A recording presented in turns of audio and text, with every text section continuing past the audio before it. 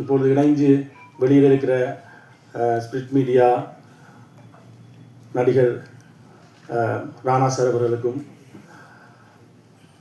இந்த படத்தை தமிழ்நாட்டில் வெளியிட்டிருக்கிற ஏஜிஎஸ் நிறுவனத்திற்கும்,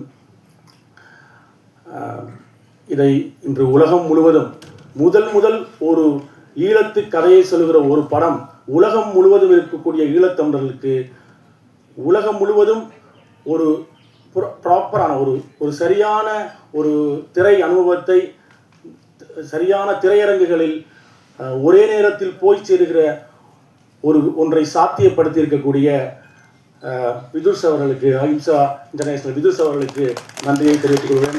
முதல் ஈழத்திலிருந்து வந்த ஒரு கதை, அவர் ஒரு ஈழத்தமிழர், அவருடைய தாய் தந்தையரும் இதே மாதிரியான இந்த கதைக்களம் நிகழ்கிற 80களின் இறுதிப்பகுதியில் ஈழத்திலிருந்து போனவர்கள்.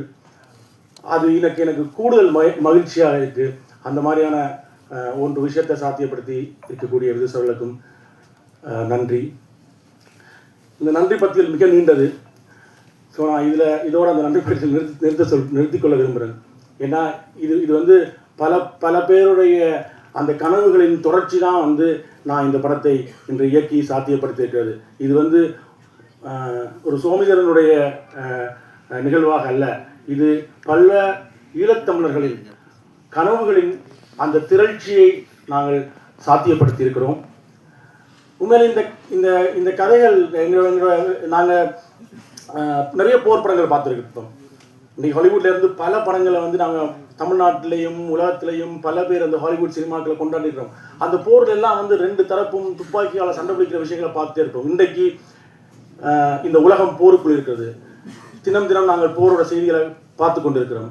இந்த போரோட செய்திகளை நமக்கு வந்து ஈரான் வந்து இஸ்ரேலில் பொம்பு போடுது, அமெரிக்கா வந்து ஈரானில் பொம்பு போடுது, ரெண்டு பேரும் மாறி இத்தனை குண்டு இன்றைக்கு விழுந்துச்சு, இத்தனை குண்டு இங்கே இவங்க அடித்தாங்க, இத்தனை குண்டு துபாயில் விழுந்துச்சு என்ற அந்த ஸ்கோரை பார்த்துட்டே இருக்கோம். ஆனால் இதுக்கு பின்னால் இந்த குண்டு விழுகிற இடத்தில் அது இஸ்ரேலாக இருந்தாலும் சரி, அது ஈரானாக இருந்தாலும் சரி, இந்த குண்டு விழுகிற இடத்தில் ஒரு மக்கள் இருப்பார்கள், அவர்களுக்கு ஒரு வாழ்க்கை இருக்கும். அந்த குண்டு போய் விழுகிற அந்த நேரத்தில் அவர்கள் ஒரு பிறந்த நாளை கொண்டாடுவதற்கு முயற்சி பண்ணியிருக்கலாம், அவர் ஒரு கல்யாணத்தை ஏற்பாடு பண்ணியிருக்கலாம், அங்கே ஒரு மரண வீடு நிகழ்ந்திருக்கலாம், ஏதோ ஒரு விஷயம் நிகழ்ந்திருக்கலாம். அந்த குண்டு விழுந்ததுக்கு பிறகு அது என்ன ஆகும்ன்றது இருக்குல்ல, அந்த அவர்களுடைய பதட்டம் இருக்குல்ல, அந்த வாழ்க்கை இருக்குல்ல, அந்த வாழ்க்கை சொல்லுகிற படம் தான் இது. நம்ம எப்பயுமே வந்து நம்ம ஓர் ஃபிலிம்ஸ்ன்றது எப்பவுமே போர் படங்களை நாங்கள் பார்க்கும்போது போர் புரியுற ரெண்டு தரப்பை பற்றி தான் படங்கள் வந்துட்டே இருக்கும். இந்த பக்கம் ஒரு 1000 கன், அந்த பக்கம் ஒரு 1000 கன், இந்த பக்கம் ஒரு பலகுழல் துப்பாக்கியை வச்சுட்டு ரெண்டு பேரும் துப்பாக்கிகளை சுடுகிற காட்சியை தான் பார்த்துருக்கோம். இந்த துப்பாக்கிகள் சுடுகளுக்கு நடுவில் ஒரு மக்கள் இருக்கிறார்கள், ஒரு வாழ்க்கை இருக்கிறது. போர்ன்றது வந்து நம்ம போரை எப்பயுமே பார்க்கும்போது ஏதோ துப்பாக்கிகள் சுட்டுட்டே இருக்கிற விஷயம்னு நினைக்கிறோம். அப்படி இல்லை. போரோட வாழ்க்கை தான் என்னுடைய வாழ்க்கை. நான் பிறந்ததிலிருந்து என்னுடைய இளமை கால வாழ்க்கையும் போருக்குள்ளே தான் இருந்தது. அந்த போருக்குள்ளே தான் நாங்கள் படித்தோம். அந்த போருக்குள்ளே தான் எங்களுடைய சிறு வயது விளையாட்டுகள் இருந்தது. அந்த போர் தான் எங்களோட விளையாட்டாகவும் இருந்தது. இந்த பாட்டில் பார்த்தது போல நாங்களே எங்களுக்கான துப்பாக்கி இழத்து இது பண்ணி போரே விளையாட்டாக இருந்தது. அந்த போருக்குள்ளே தான் காதல் இருந்தது. அந்த போருக்குள்ளே தான் திருமணம் இருந்தது. அந்த போர் வாழ்க்கையை தான் நாங்கள் வாழ்ந்தோம். நாங்கள் போர் என்று வெளியில் இருந்து பார்க்கக்கூடிய ஆட்கள்லாம் ஏதோ போரில் இருக்கிறவங்களாம் அந்த அப்படியே ஸ்டிஃபாக ஏதோ அப்படி இருக்கிறதுன்றது இல்லை.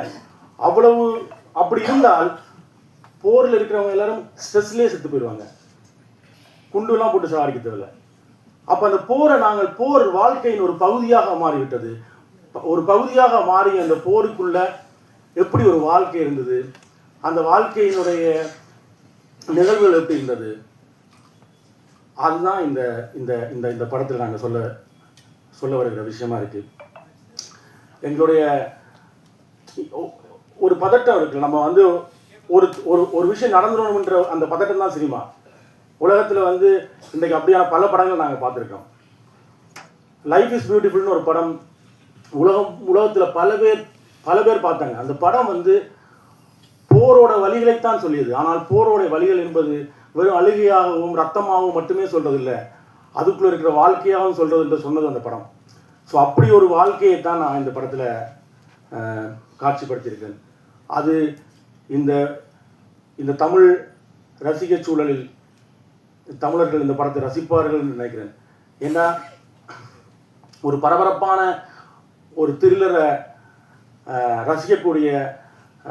ரசிக்கக்கூடியவர்களாக அந்த படங்கள் வெற்றியடைய வைத்தவர்களாக தமிழ் சினிமாவில் ஆற்றிட்டு இருந்திருக்காங்க. எப்பவுமே எனக்கு ரொம்ப பயத்திலிருந்து அந்த மரண பயத்திலிருந்த வாழ்க்கை சொல்கிறதா தான் இந்த படம் இருக்கும். ஒரு ஒரு ஒரு போருக்குலேருந்து எனக்கு அந்த என்னோட சின்ன வயசோட இடத்துக்கு நான் போயிட்டேன். இந்த இந்த படத்தில் அந்த முறுக்க எடுக்க எத்தனைக்கிற அந்த பையன் தான் நான். எனக்கு கழிந்த அப்படியான பல இரவுகளில் ஒரு இரவைத்தான் இந்த படத்தில் காட்சிப்படுத்தியிருக்கேன். போருக்குள்ள நமக்கு பதபதைப்பாக கழியக்கூடிய அந்த பரபதைப்பான இரவுகளில் ஒரு இரவு தான்.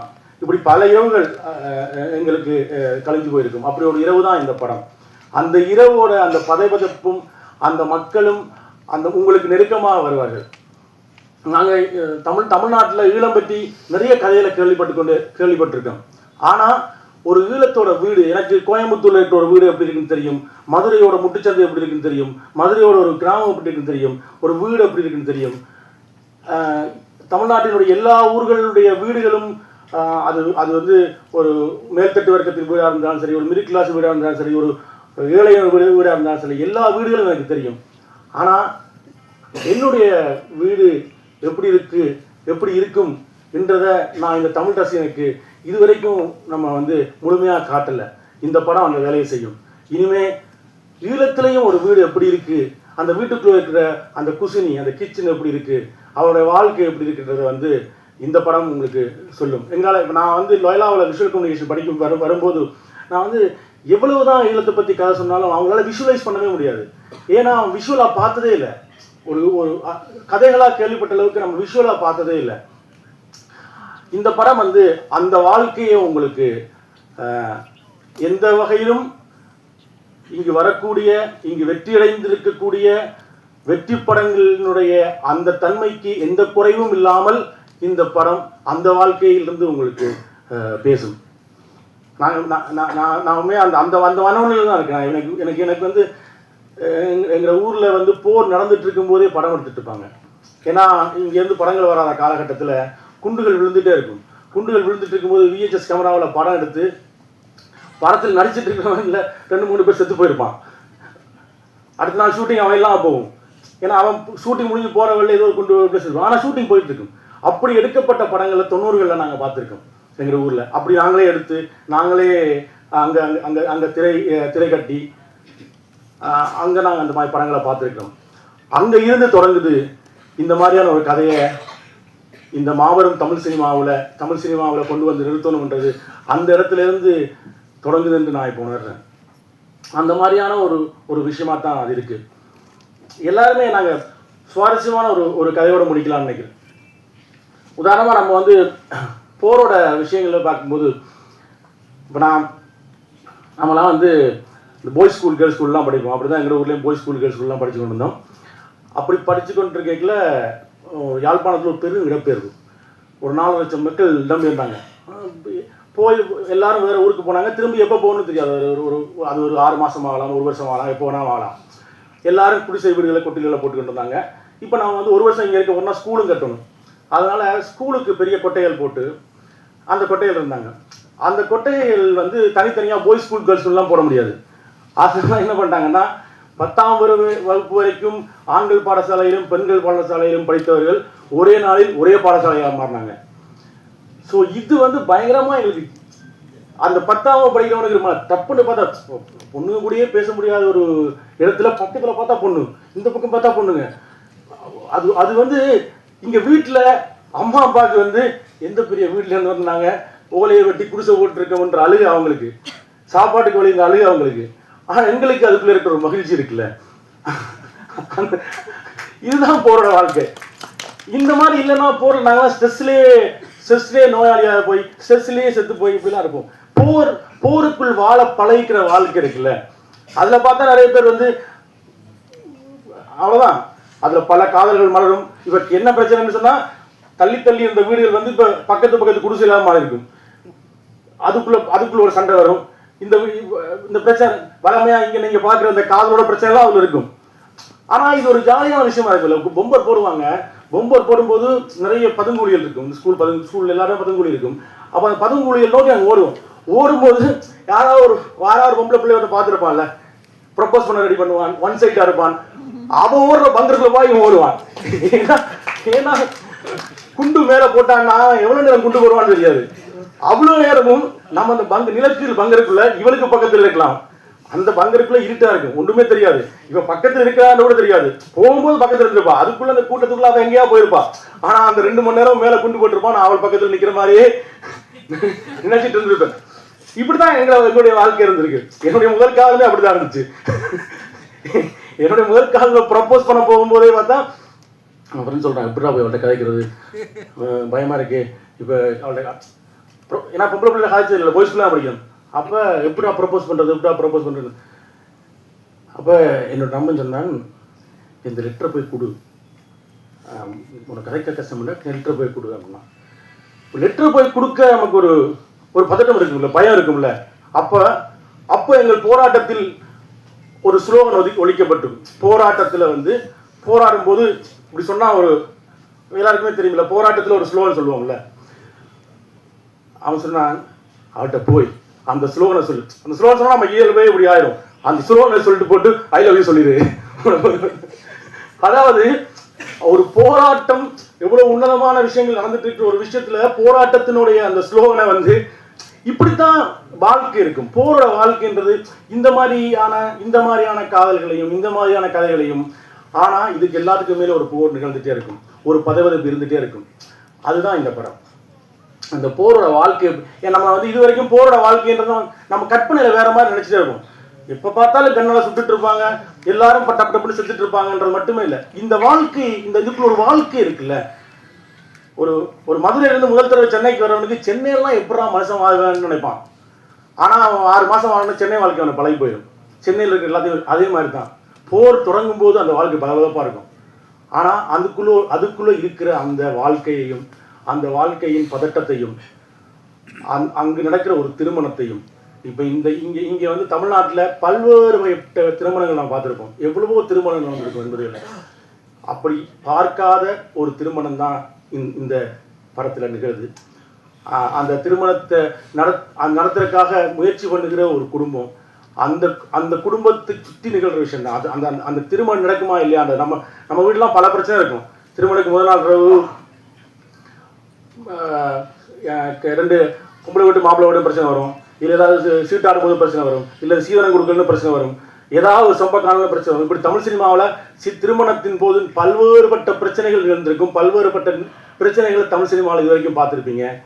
அதில் பார்க்காத ஒரு பிரச்சனையும் அந்த திருமணம் தான் இந்த படம். அவர் போனது போய் அப்படியே போயிடுச்சு. அதை இன்றைக்கு நான் சாத்தியப்படுத்துவதற்கு வாய்ப்பளித்த ஸ்டோன் பெஞ்ச், கார்த்திகேயன், கல்யாண், கார்த்திக் சுப்ராஜ் அவர்கள் அனைவருக்கும் மீண்டும் நன்றியை சொல்லி, இன்னைக்கு பாலமன் அவருக்கு இருந்த அந்த நிறைவேறாத ஒரு ஆசை நிறைவேறி இருக்கும் என்று நான் நினைக்கிறேன். என்னுடைய சிறு வயதில் ஊரில் போகும்போது இதாண்டா பாலுமந்திரா வீடுன்னு நாங்கள் பார்த்துட்டு போனேன். அந்த வீட்டிலிருந்து ஒருத்தர் வந்து தமிழ் சினிமாவில் நின்றிருக்கிறார். அவர் என்கிட்ட கேட்ட ஒரு விஷயத்தை நான் இன்னைக்கு சாத்தியப்படுத்தியிருக்கிறேன் என்ற மன நிறைவும் மகிழ்வும் எனக்கு இருக்கிறது. இந்த நேரத்தில் இங்கு கூடியிருந்த அனைத்து பத்திரிகையாளர்களுக்கும், ஒரு பத்திரிகையாளனாகவும், நான் ஒன்ஸ் ஜேர்னலிஸ்ட் ஆல்வேஸ் ஜேர்னலிஸ்ட்னு சொல்லுவாங்க. ஒரு காலத்தில் நான் பத்திரிகையாளனாக இருந்தவன். அண்ணன்லாம் வந்து நான் இளைஞர்கள் இருக்கும்போது இருந்தே நாங்கள் பேசிக்கொள்வோம். அந்த மாதிரியான சூழ்நிலை உங்களை போன்ற ஒரு பத்திரிகையாளன் எப்போதும் பத்திரிகையாளன் தான். இன்றைக்கு உங்கள் நேரத்தை ஒதுக்கி இந்த படத்துக்கு வந்திருக்கின்ற உங்கள் அனைவருக்கும் நன்றி. போய் இந்த கதையை சொல்லும்போது அவர் தெலுங்குல ஒரு பெரிய பீக்ல இருந்தார். அவர் ஒரு பெரிய சீரீஸ் வந்து அங்கே சூப்பர் டூப்பராக போயிட்டு இருந்த ஒரு காலகட்டத்தில் அந்த கதையை சொன்ன மாத்திரத்தில் வந்து அதை நடிக்க அந்த அந்த அந்த உணர்வை புரிஞ்சு நடிக்க வந்தார். அந்த மாதிரி எல்லாரும் ஒவ்வொரு நடிகர்களும் சனத் எல்லாரும் ஒவ்வொரு நடிகர்களும் இங்கே அந்த வேலையை செஞ்சுருக்கிறாங்க. அதே போல் இந்த என்னுடைய கேமராமேன் அவர் ஒரு ஈழத்தை சேர்ந்தவர். பாலமகேந்திராவுக்கு பிறகு பூனே ஃபிலிம் இன்ஸ்டியூட்டில் படித்த ஒருத்தர். அவர் அவர் இந்த படத்தில் கேமராமேன் எனக்கு கிடைச்சிருக்கிறாரு. என்னோடய எடிட்டர். இந்த கதையில் பல பெண் பாத்திரங்கள் வருது. இந்த ஒரு குடும்பம்னா பெண்கள் தானே அது ஆணிவேலாக இருப்பாங்க. இந்த படத்துக்கு ஒரு பெண் எடிட்டராக வாய்க்கப்பட்டதுன்றது அது ஒரு டிவைனான ஒரு விஷயமா நான் நினைக்கிறேன். ராதாவுக்கு நன்றி. ராதா இந்த இசையில் கொடுத்துருக்காங்க. எனக்கு எப்படியாவது யாழ்ப்பாணத்துக்குன்னு ஒரு இசை இருக்குமா, யாழ்ப்பாணத்துக்குன்னு ஒரு சத்தம் இருக்குமா, அல்லது ஈழத்துக்குன்னு ஒரு சத்தம் இருக்குமான்னா அந்த இசை கேட்டு வந்திருக்கு. நன்றி. ஸோ நான் இன்னைக்கு ஒவ்வொரு நடிகர்களாக அதனால சொல்லலை. ஸோ எல்லா நடிகர்களுமே நீங்கள் படம் பார்க்கும்போது தெரியும் அவ்வளோ உயிர்ப்பான வாழ்க்கையை இது பண்ணியிருக்காங்க. இப்போ நீங்கள் இந்த பாட்டை பாடியிருக்கிறது வாகீசன் ஒரு ஈழத்தை சேர்ந்தவர். இதுக்கு இசையமைச்ச அந்த பாட்டுக்கு இசையமைச்ச பத்மையன் ஒரு ஈழத்தை சேர்ந்தவர். அதில் பாடியிருக்கிற எல்லோருமே ஈழத்தை சேர்ந்தவர்கள். நிறைய ஈழத்தை சேர்ந்தவர்களும் தமிழ்நாட்டை சேர்ந்தவர்களும் இந்த தேசத்தை சேர்ந்தவர்களும் இணைஞ்சு ஒரு கதையை உயிர்ப்பாக கொடுத்துருக்கிறோம். அது நிச்சயமாக வெற்றி பெறும். தமிழ் சினிமாவில் ஒரு புதிய தொடக்கம் அல்ல ஒரு புதிய திறப்பு நிகழும். எங்களுக்கான கதைகளுக்கான இது நீண்ட போராட்டம். இந்த சிவரை உடைக்கிறதுன்றது ஒரு ஈழத்து கதை இந்த தமிழ் சினிமாக்கள் வராதா? அதுக்கு ஒரு சிவர் இருக்கே. அந்த சிவரை எப்படி இங்கே இருக்கக்கூடிய எல்லாருக்குமே ஈழத்து கதையை பண்ணணும்னு ஆர்வமாக இருக்கும். அதுக்கான அந்த சிவரை நாங்கள் தள்ள முயற்சித்திருக்கிறோம். அது உடைத்தால் எங்களுடைய கதைகள் இன்னும் இங்கு பல்கி பெருகும் என்ற நம்பிக்கையோடு விடைபெறுகிறேன். நன்றி, வணக்கம். குஹராஜா ஈழத்தில் இயக்குனராகவும் நடிகையாகவும் எனது சினிமா பயணத்தை செய்து கொண்டிருக்கும் ஒருவர். சொல்கிறதுக்கு நிறைய விஷயங்கள் இருக்குது.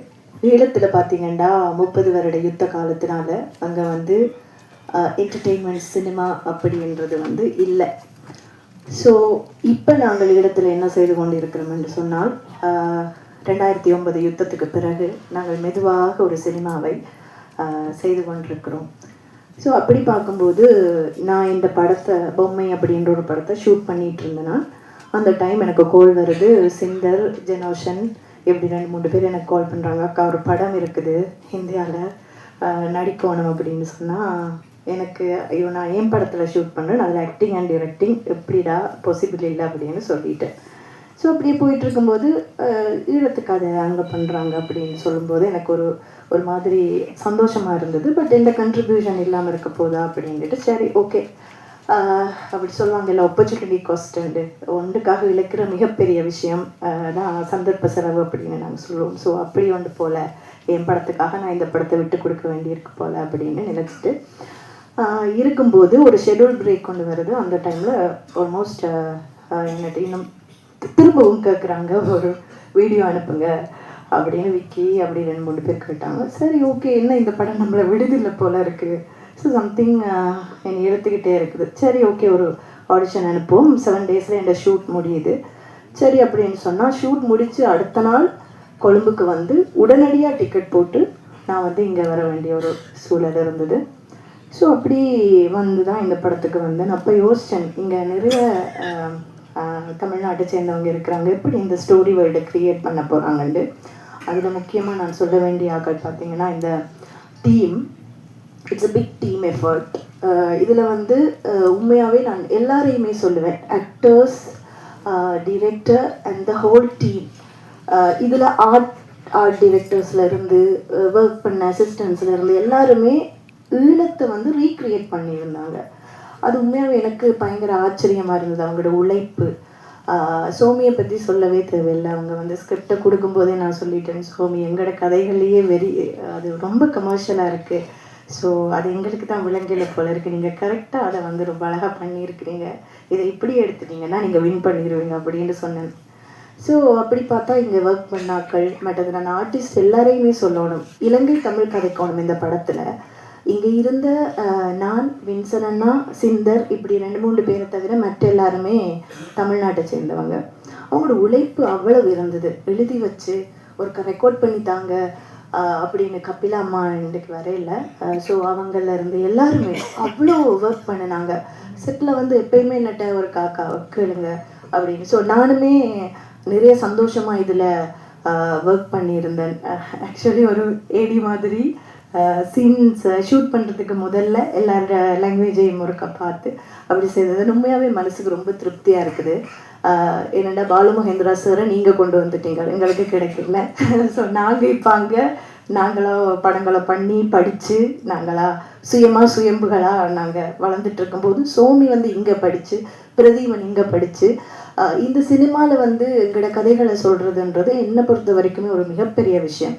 நீலிரா வந்து ஒரு வெரி பிளெஸ்ட் ப்ராஜெக்ட் அப்படின்னு நான் நினைக்கிறேன். கார்த்திக் சுப்ராஜ் சாரை நிறையவே ஃபாலோ பண்ணுவோம். அவங்க எப்பயுமே வந்து எங்களோட கதைகளுக்கு பெரிய இடம் கொடுத்தவங்க. அவங்க மனசுலையும் மிகப்பெரிய இடத்தை ஈழத்தமிழர்களுக்கு கொடுத்துருக்காங்கன்னு நான் நம்புகிறேன். கார்த்திகேயன் சார், ஸ்டோன் பெஞ்ச், இவங்க எல்லாருமே வந்து எப்பயுமே ஈழத்தமிழர்கள் சார்ந்து அந்த படைப்புகளை கொண்டு வரதுலையும் தமிழர்களை அதோடு சேர்த்து பயணப்படுத்துறதுலையும் வந்து முன்னோடிகளாக இருக்கிறாங்க தமிழ்நாட்டில். அதுக்கு உண்மையாகவே நான் தேங்க்ஃபுல்லாக இருக்கிறேன். சோமி சொன்ன மாதிரி நான் பிறந்ததுலேருந்து யுத்தத்தில் தான் பிறந்தேன். நான் பிறக்கும்போது தான் எங்களுக்கு ஈழத்தில் வந்து ஆட்லரி, ஷெல் அடிக்கிறது, மேலால் அடிக்கிறது, கீழால் அடிக்கிறதெல்லாம் அடிக்க தொடங்கினது அப்போ தான். அப்போ இருந்து இளமை காலம் வாழ்க்கை முழுக்கலுமே இந்த யுத்தத்துக்குள்ளே தான். விளையாடினதும் துவக்க தூக்கி சுடுற மாதிரி அப்படித்தான் விளையாடி இருக்கிறோம். ஸோ அதுதான் எங்களுக்கு தெரியும். அப்படிப்பட்ட ஒரு கதையை நீங்களும் பார்க்கணுமென்னு நான் ஆசைப்படுறேன். அதை பார்த்தீங்கன்னு சொன்னால் உங்களுக்கு வாழ்க்கைண்டா என்னென்று விளங்கும். இப்படியெல்லாம் கஷ்டத்துக்குள்ளேயும் எத்தனை மனிதர்கள் கனவு கண்டுட்டு இருக்கிறாங்க. நான் எல்லாம் படித்தது பங்கருக்குள்ளே இருந்து தான் ஆனாவன்னா படித்தேன். அப்போவே கனவுகளோடு தான் நாங்கள் இருந்தோம். இந்த கதைகளை எப்போவாவது ஒரு நாளைக்கு சொல்லுவோம்ண்டு அதுக்கு ஃபர்ஸ்ட் இனிஷியலை வந்து சோமி போட்டிருக்கார். ஸோ எனக்கு நிறைய சந்தோஷமாக இருக்குது. இதில் எந்த வேண்டுகோள் என்னென்னா, ஒரு ஈழத்தமிழச்சியாக என்ன நான் வைக்கிற மிகப்பெரிய வேண்டுகோள், இங்கே இருக்கிற எல்லாருமே இந்த படத்தை கொண்டு போய் சேர்ப்பீங்கன்னு நான் நம்புகிறேன். நிச்சயமாக இந்த படம் வெற்றி படம் அமையும். ஏன்னா இது நிறைய பேரிட கனவு, ஒரு ஆளுடைய கனவு இல்லை, நிறைய பேரிட கனவு. நிச்சயமாக அது சாத்தியமாகும். ஸ்டோன் பெஞ்சுக்கு நன்றி. சுவாதி, சித்து எல்லாருமே பயங்கரமான எஃபர்ட் போட்டிருந்தாங்க. வின்சன் அண்ணா, நாங்கள் எல்லாருமே அந்த வாழ்க்கையை செட்டில் வாழ்ந்தோம். உண்மையாகவே அது மாதிரியே தான் இருந்தது எங்களோட ஷூட்டிங் லொக்கேஷன்ஸ். அவங்க எல்லாருமே நிறைய எஃபர்ட் போட்டிருந்தாங்க இந்த படத்துக்கு. ஸோ தேங்க்யூ வெரி மச் எல்லாருக்குமே. எங்களோட கதைகளை கொண்டு போகிறதுக்கு இவ்வளவு தூரம் உழைச்சதுக்கு கோ டிரெக்டர்ஸ், மற்றது டீம், அசிஸ்டன்ட்ஸ் எல்லாருக்குமே நான் தேங்க் பண்ணுறேன். பிரதீபனுக்கு ஒரு மிகப்பெரிய தேங்க்ஸ், பியூட்டிஃபுல்லாக இதை பிக்சரைஸ் பண்ணதுக்கு. Thank you very much. நன்றி.